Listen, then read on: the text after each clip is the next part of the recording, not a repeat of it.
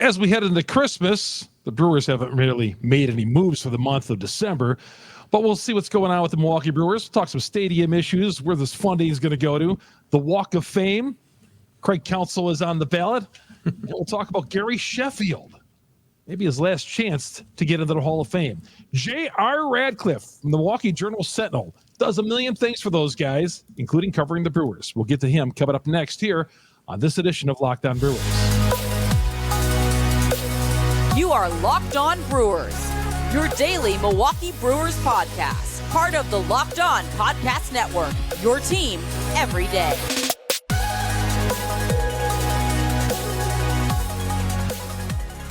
Hope you're all having a good week here, and obviously busy and all that with all the holidays winding up. The first one of the last work days, I think, of 2023 we're in, I guess. Chuck Freeman here.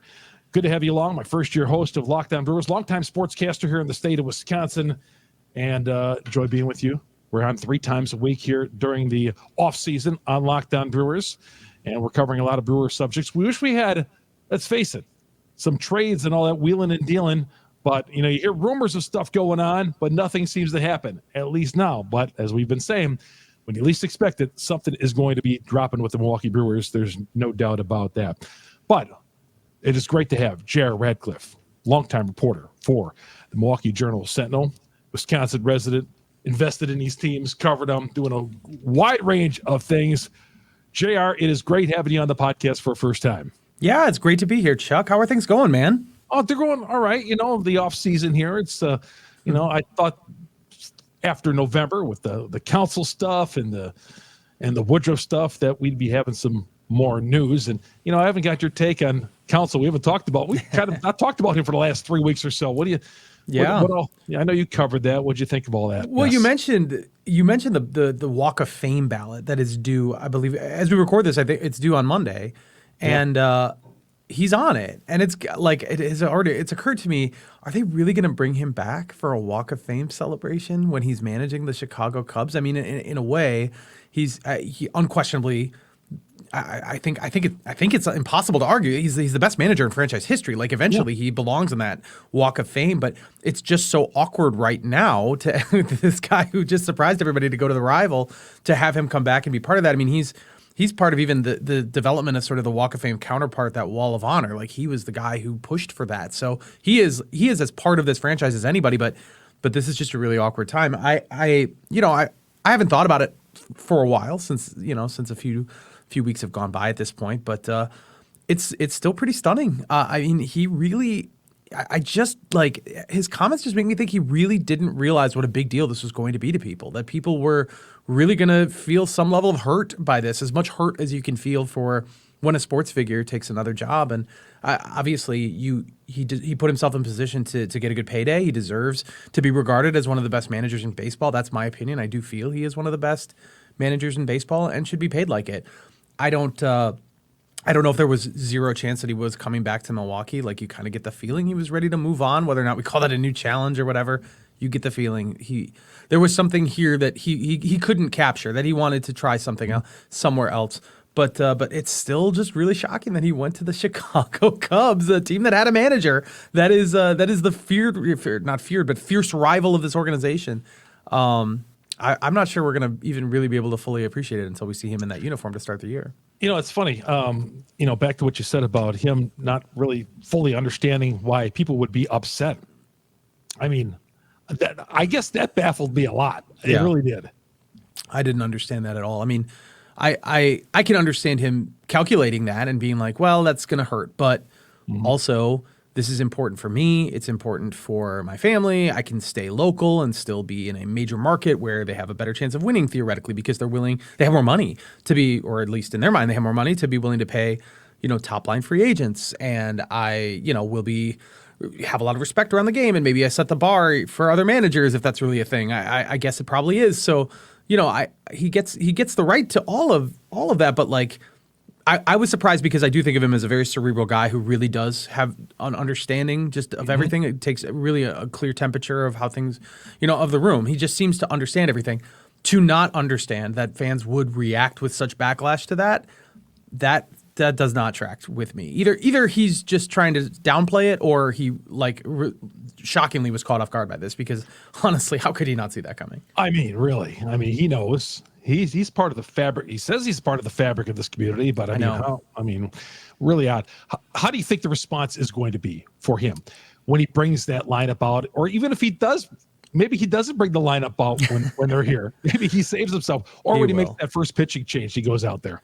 Yeah, he will. I mean, he doesn't. He's not going to back down from it. I've thought about this a lot. I don't know. I mean, there will be booing, a lot of aggressive booing for sure, because there's going to be even if more people are happy for him than not, which I don't know if that's the case, but even if that were the case, the booers are going to be the louder ones. So like, you will hear that.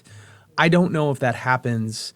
Is this a Gary Sheffield situation where he gets booed every time he comes to the plate 15 years later? I mean, that's what happened to Gary Sheffield. I don't know if we'll see that for Craig Counsell. I don't think so, but I don't know if I can answer that right now. I think it depends. I mean, if the Cubs win the World Series this year, I think he's persona non grata in Milwaukee for the rest of his life, right? Like, I just don't know how Brewers fans won't get over that. That'll be a long.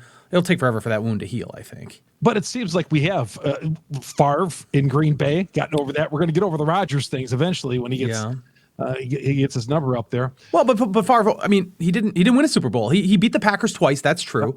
And then the next year, the Packers beat him twice, and then the Packers won the Super Bowl. Yep. So, I mean, like, who really made out? Did the Packers make out worse for wear in that deal? They ended up getting a Hall of Fame quarterback, like, super easy to like get over it when the Packers got the better end of the deal. I think it just depends what comes next that sort of shapes how people look at this for the next 15, 20 years. How about when Molitor left in 93? Maybe that, because he was booed. And I know he was hurt by that. Yeah. But eventually, the boos began to die off. Of course, toward the end of his career and all that. And when they brought him back and retired his number, certainly they cheer for him. Yeah, I think, and that is a different situation where I think ultimately, as we look back, it's not on Molitor for leaving. Like, certainly he had maybe a choice, but that the organization shortchanged him, and so that's how history remembers that. What? They still booed him. Remember the fans? I know. I'm just saying, like, history favors Molitor in that situation. I don't know if that's necessarily going to be the case here because it was such an easy call. Well, not easy call, but like he took so much more money to go to a rival. Molitor went to the other league and obviously had some success, and that was great. But he did get booed a little bit. I don't think history remembers that, though. History doesn't remember Paul Molitor as doing anything villainous. Yeah, no, he won a World Series next year. World Series MVP. And the Brewers kind of fell off, but he was. Yeah. I mean, he made out really well because the Brewers were about to head into a very dark period of time for like 15 years, and Molitor went ahead and had some of the best years of his life. So it's crazy how that worked out for him. Yeah, I mean, he left. 92 team was actually competitive. They were in the playoff race to the bitter end of the season, and then like you said, several years with Toronto. Like he was battling with Toronto, and then he couldn't beat him, so he joined him, and then he let him. Yeah, it worked out great for him. But yeah, that 92 team, that was really a last gasp for the Brewers for a long time. J.R. Radcliffe joining us from the Milwaukee Journal Sentinel. Good to have him along here on Locked On Brewers. Follow him at J.R. Radcliffe. J.R. Radcliffe. And yes, Radcliffe is spelled, there's two R's. J.R.R.A.D.C.L.I.F.F.E.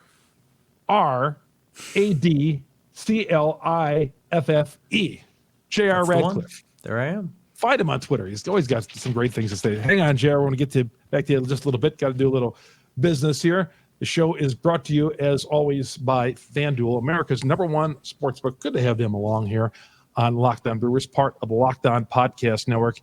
And, of course, on FanDuel, I mean, there's many ways you can go with FanDuel.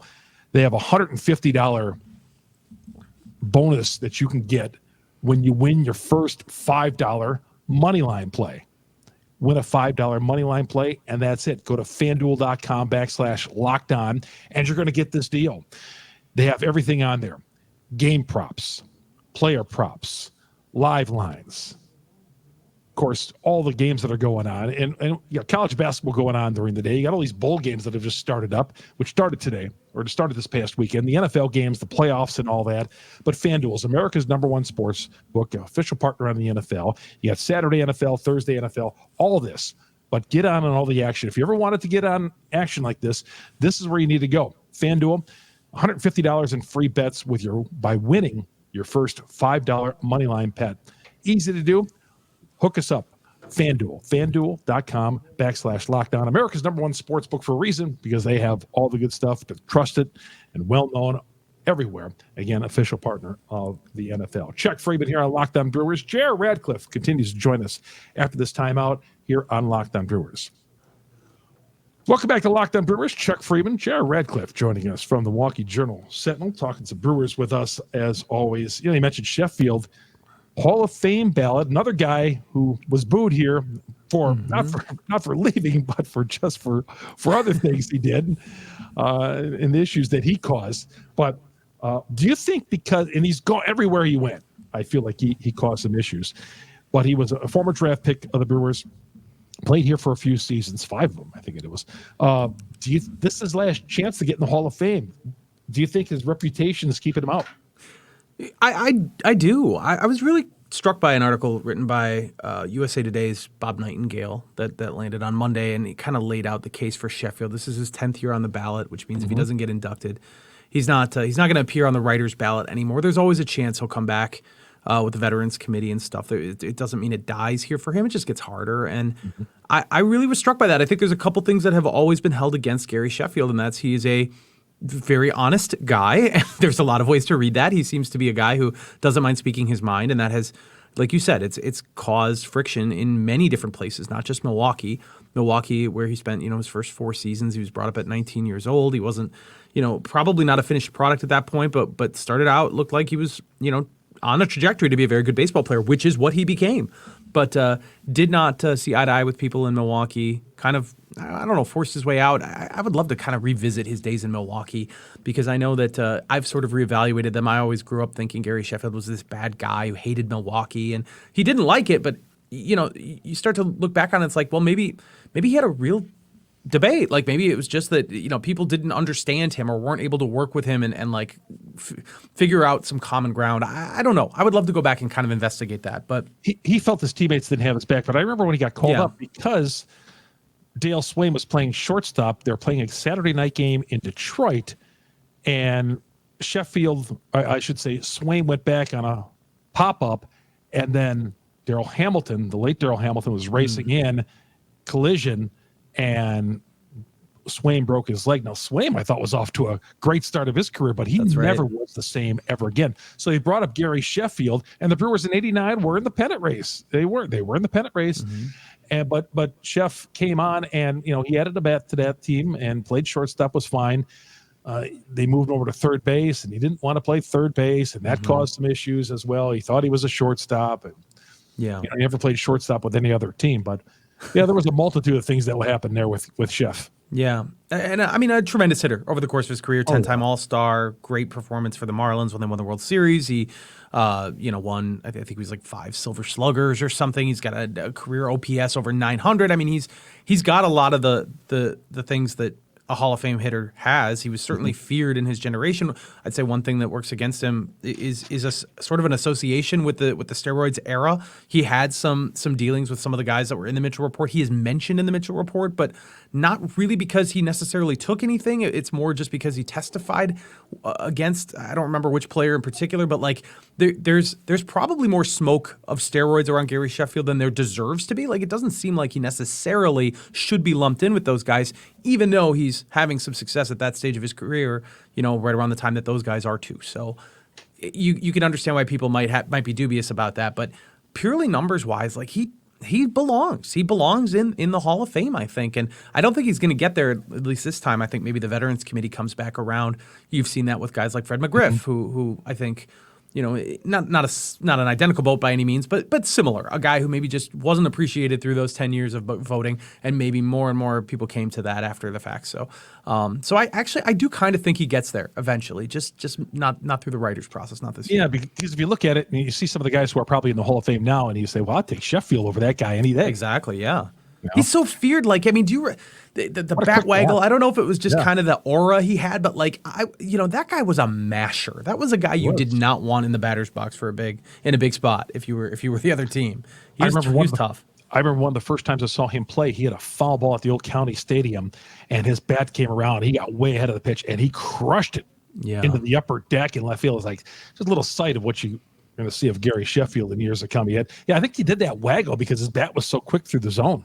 Yeah, that's what it was. I believe it. I mean, he was a really special hitter, and it's a shame he didn't work out in Milwaukee. He took a lot of heat from Milwaukee fans. Doesn't seem like he really cared all that much, but I know he's a villain in Milwaukee, and like I said, I'd love to go back and sort of revisit that and kind of get to the bottom of that a little bit. Maybe try to give everybody's point of view there and see how that would have shaken out if we were looking at it today.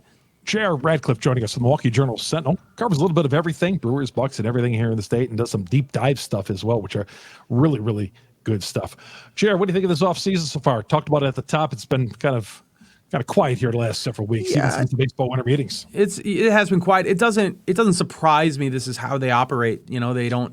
I don't remember who in the NFL called it dumb money spent on the first day of free agency, and then when the dust settles, that's when maybe some of the smarter teams get involved. And I don't know if I'd call the Brewers one of the smarter teams right out of hand, but that's just how they've operated, and that they have had success doing that. They don't hand out big time free agent contracts, and they're waiting to see which guys are available that might be available at a bargain. And with the trick being, you don't want to wait too long and miss out on some guys. So there's going to be still a little more time that passes. There's some, I'd say, pretty big names out there who have not yet signed, including Josh Hader, Blake Snell, Jordan Montgomery on the pitching side. There's a few hitters in there too, although it's a light hitting class, I would say, in terms of free agent opportunities. So I do think they're gonna. I still think they get somebody for that infield, maybe the corner, one of the corner infield spots. I do think that is something they really kind of need to address. I don't think you can just count on. I love Tyler Black, and I think he's going to be a really good contributor. But I don't know if you're counting on him opening day to be the guy who's going to be your consistent third baseman. Say that again. Jake Bauers too. Yeah, Jake Bauers.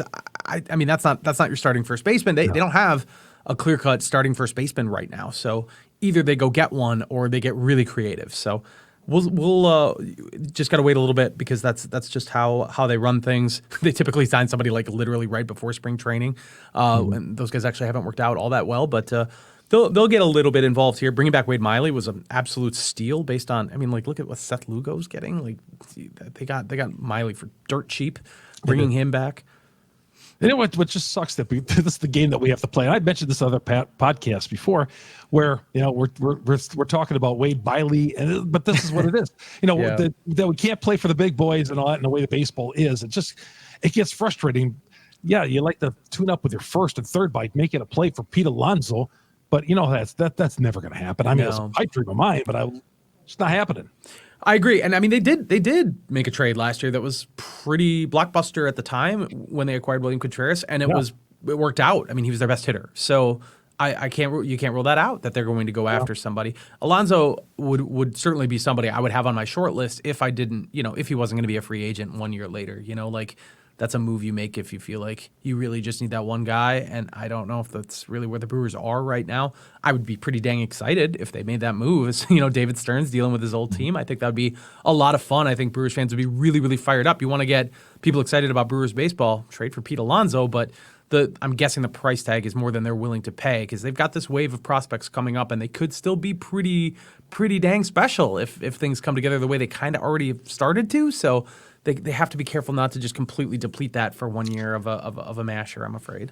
I just don't want to go backwards. I mean, they won the division title, and some of it was smoke and mirrors, because the pitching staff was great. Mm-hmm. I just don't want to go back to mediocrity. I don't blame you. I mean, 92 wins with a team that, on offense anyway, that nobody would be thinking much about on paper. I think that's pretty encouraging that they do seem to find a way to improve on the fringes. They do now. Obviously, they have that pitching staff. They won't have it to the degree. The potential degree anyway, because Brandon Woodruff isn't there anymore. He only made 11 starts, but obviously they were 11 good starts, and he's a great pitcher, and they'll miss him. But they were able to make that work last year with Burns, with Peralta, with Miley, Colin Ray. I mean, they found a way to piece that together. So I guess I have faith that they can piece that together again. I just really was discouraged by their offense last year, and they just have to upgrade somewhere. The Contreras thing was great. Do it again. I mean, that's a hard thing to pull off twice, but they have got to find another bat for this offense, because I don't think they can win 92 games as currently constructed. Corbin Burns, still a Brewer. We'll ask JR about that coming up here in a little bit, what he thinks is going to be the outcome of Burns, because Burns thinks he's going to be the opening day starter. Team thinks he's going to be the opening day starter. Boris thinks that Burns is staying here. So we'll get to that. We'll see what JR thinks after this quick break. Chuck Freeman here, Locked On Brewers, part of Locked On Podcast Network. We are your team every day. Find us on Google, Spotify, Apple. We're on all the major downloads. Go to YouTube, search Locked On Brewers, and hit the subscribe button, hit the bell. We're here during the offseason, talking Brewers baseball with you and getting all the news. Anytime something breaks, of course, we'll have it right here on Locked On Brewers. We'll come right back with more of JR Radcliffe after this timeout. Chuck Freeman back here on Locked On Brewers, part of the Locked On Podcast Network. Thank you all you everydayers who download us every day and follow us along on Twitter. Chuck Freeman, Freimund. JR Radcliffe, you tell us your Twitter account. Well, it's just JR Radcliffe, so that's JRRadcliffe. Yep, Radcliffe with the E at the end. Not Radford, not Radcliffe. That's the JR one. Radcliffe from the Milwaukee Journal Sentinel. Now, you heard me talk about it, Burns. What do you think? You think he's coming back?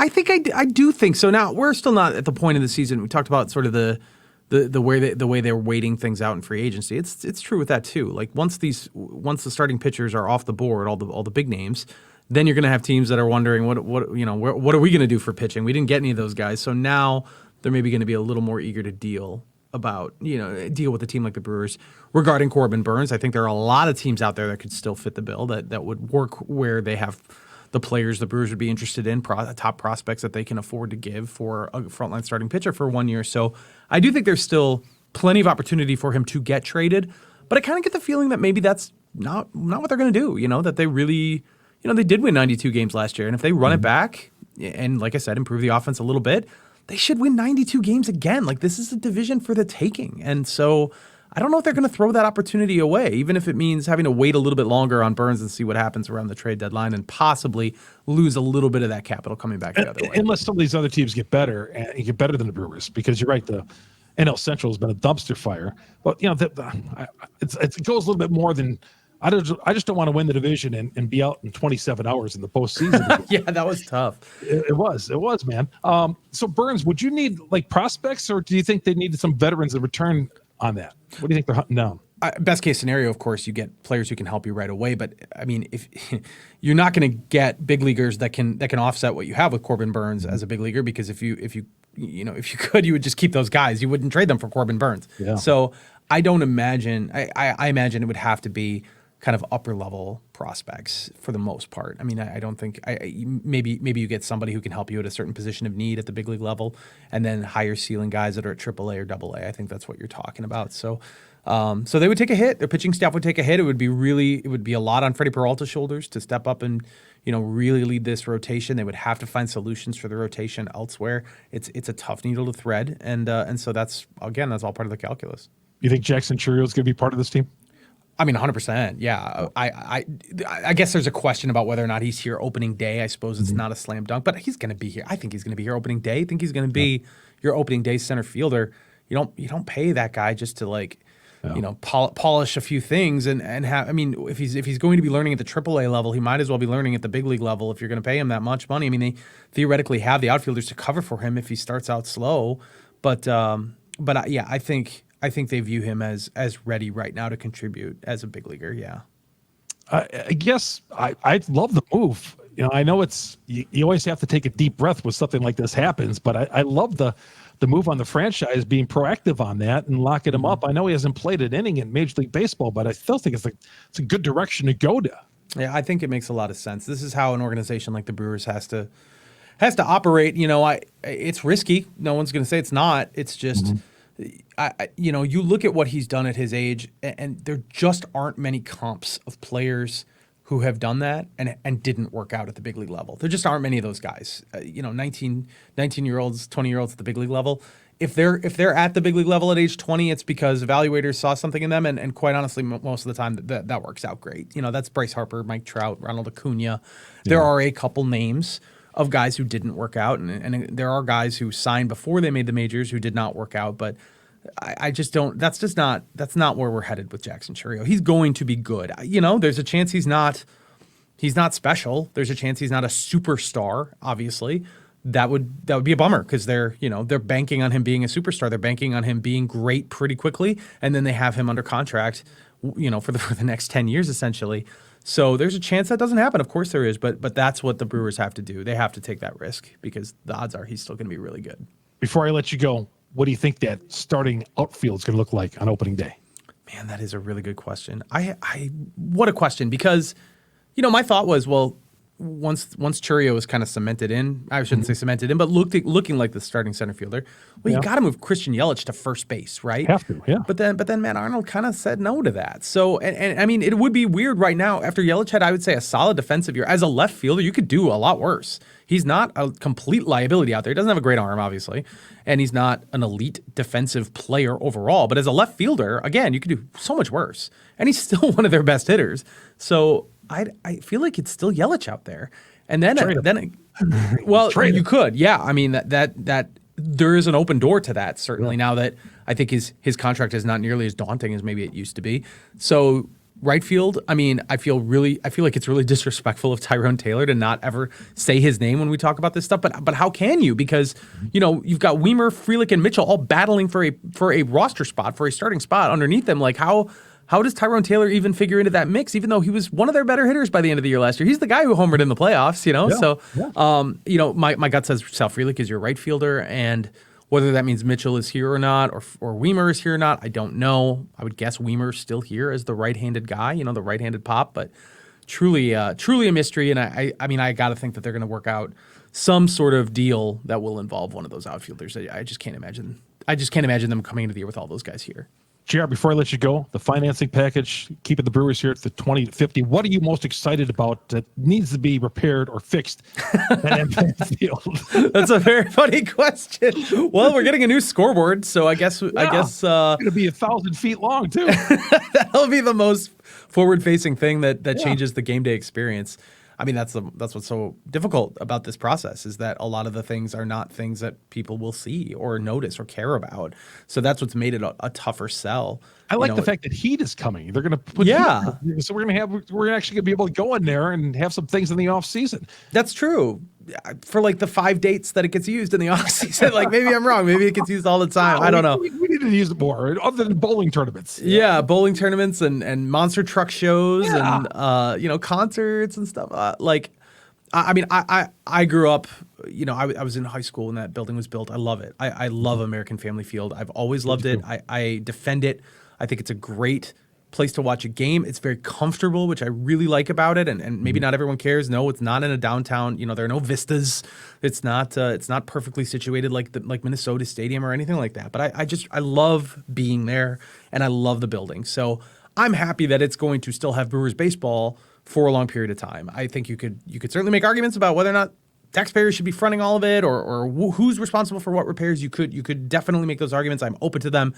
I personally am pleased to see that it's going to be, that they're going to keep it up and have it be one of the best facilities in baseball. JR, we'll catch up with you a little bit later on in the offseason if you don't mind. Sounds good. It was great getting you aboard. JR Radcliffe from the Milwaukee Journal Sentinel. Great having him aboard. Chuck Freeman here. Locked On Brewers. That's going to do it for today. Again, you download us on Google, Spotify, Apple, on all the major downloads. And, of course, go to YouTube, search Locked On Brewers, hit the subscribe button, hit the bell. And, of course, follow me on Twitter, Chuck Freeman, FREIMUND. That's going to do it. Chuck Freeman, Locked On Brewers, part of the Locked On Podcast Network. We are your team every day. So long, everybody.